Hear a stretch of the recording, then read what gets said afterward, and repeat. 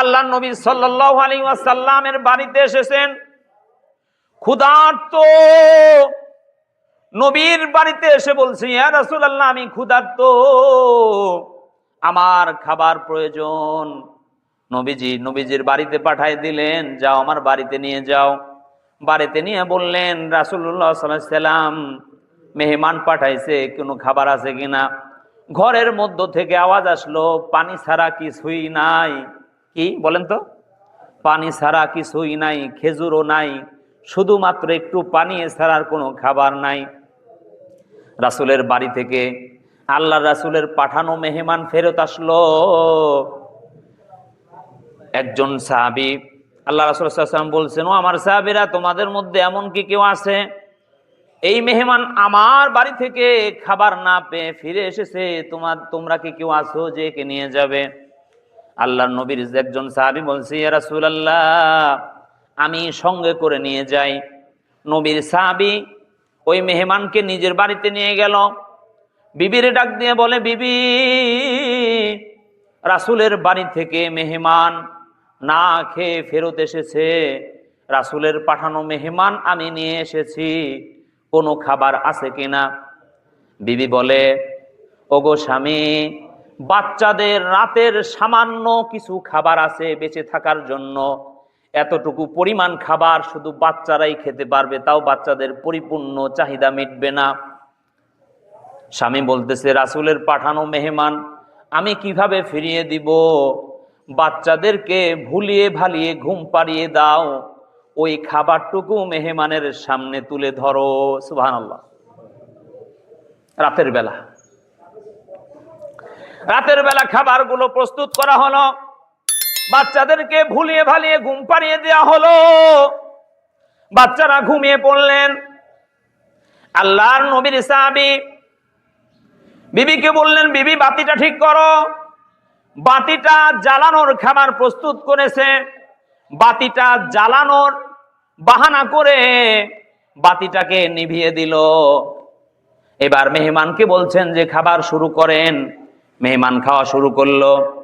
এবার সাহাবীর স্ত্রী একই সাথে খাওয়ার নাম করে বাহানা করতেছে যে আমরাও আপনার সাথে খাচ্ছি, মুখটা নাড়ায় খাইতেছে, এরকম একটা ভান ধরছে, মেহমানের সাথে খানা খাচ্ছে। আসলে নিজেরা খাচ্ছে না, কারণ সামান্য খাবার, বাচ্চাদের বেঁচে থাকার মাত্র সামান্য খাবার, এতটুকু খাবার বাচ্চাদেরকে না খাইয়ে ঘুম পাড়িয়ে দিল, নিজেরাও খেলো না, মেহমানকে প্রাধান্য দিল। এই ঘটনা রাতের বেলা ঘটলো।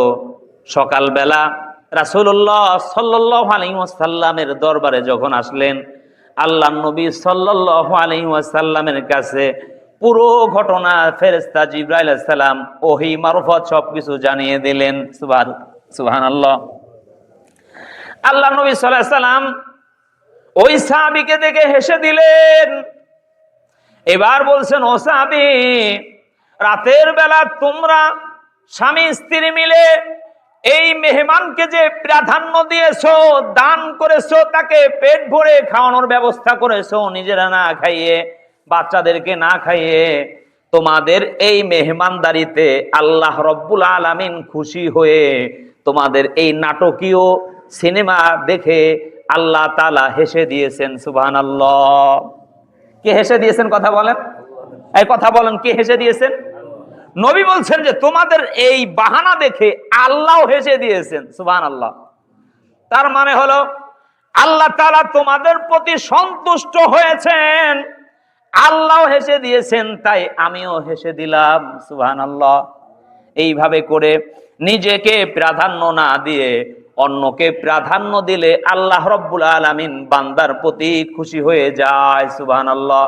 আর আল্লাহ যদি কোনো বান্দা বান্দির প্রতি খুশি হয়ে যায়, ওই বান্দা বান্দিকে আল্লাহ রব্বুল আলামিন ক্ষমা করে দেন। সুবহানাল্লাহ।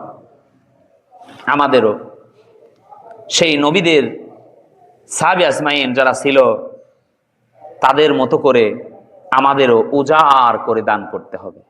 কি করে বলেন তো ভাই? উজাড় করে। রাসূলুল্লাহ সাল্লাল্লাহু আলাইহি ওয়াসাল্লাম বলেন যে দানটা হলো জান্নাতে যাওয়ার জন্য দলিল। জান্নাতে যাওয়ার জন্য দলিল কি? দান, যে দান করলো সে জান্নাতে যাবেই যাবে। রাসূলুল্লাহ সাল্লাল্লাহু আলাইহি ওয়াসাল্লাম বলেন 3 শ্রেণীর মানুষ ধ্বংস হবেই হবে। কয় শ্রেণীর মানুষ? 3 শ্রেণীর মানুষ ধ্বংস হবেই হবে। 3 শ্রেণীর মানুষ ধ্বংস হবেই হবে। প্রবৃত্তিকে মানে যারা ধ্বংস হবে তারা। প্রবৃত্তি কারা? প্রবৃত্তিকে মানে যারা ধ্বংস হবে তারা। 2, কৃপণ বখিল যে সে ধ্বংস সুনিশ্চিত। রাসূলুল্লাহ সাল্লাল্লাহু আলাইহি সাল্লাম প্রতিদিন আল্লাহর কাছে দোয়া করতেন, আল্লাহুম্মা ইন্নী আউযু বিকা মিনাল বুখলি। আল্লাহ আমি তোমার কাছে বখিলতা থেকে পানা চাই। আরে আমরা তো জাহান্নাম থেকে পরিত্রাণ চাই, তাহলে কি জাহান্নাম থেকে পরিত্রাণ চাওয়া যাবে না? হ্যাঁ যাবে। রাসূল জাহান্নাম থেকে বাঁচতে চাইতেন, জান্নাত চাইতেন, কৃপণতা থেকে বাঁচতে চাইতেন, বখিলতা থেকে বাঁচতে চাইতেন। এরকম রাসূলুল্লাহ সাল্লাল্লাহু আলাইহি সাল্লাম যে দোয়াগুলি করতেন, তার দোয়ার মধ্যে যত দোয়া আছে তার মধ্যে একটা দোয়া হলো বখিল কৃপণতা থেকে বাঁচার জন্য রাসূলুল্লাহ সাল্লাল্লাহু আলাইহি সাল্লাম দোয়া করতেন। রাসূল জানতেন যে বখিল সে ধ্বংস সুনিশ্চিত। একদিন